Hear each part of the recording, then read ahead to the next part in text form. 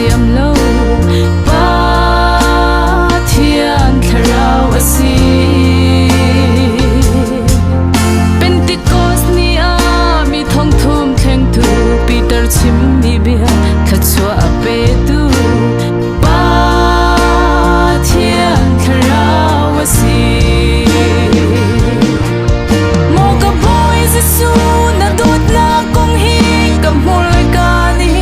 atilo zonga ni fa kanun sia im na cha te cha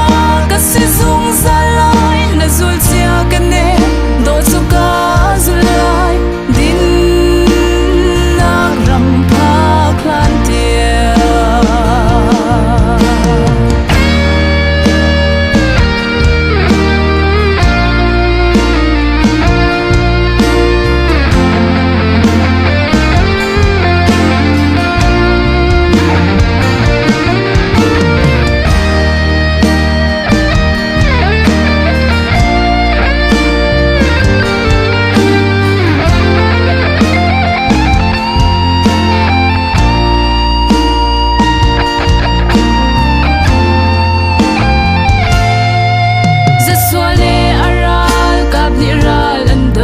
Moses le Aaron kunin kha an cham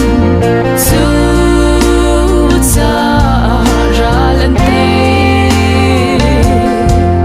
Satan ral no in ka kalliau a hin tharau fa le ni ka cha kha an cham chu cha na ngam mo ka boy Jesu na dot na kong hi kam hol ka ni athilo zonga ni fa kanun sia in na cha te cha ka si zung zalai na zul sia ka ne do su ka zulai din na ram pa klan tia mo ka boy Jesu na dot na kong hi kam hol ka ni athilo zonga ni fa kanun sia in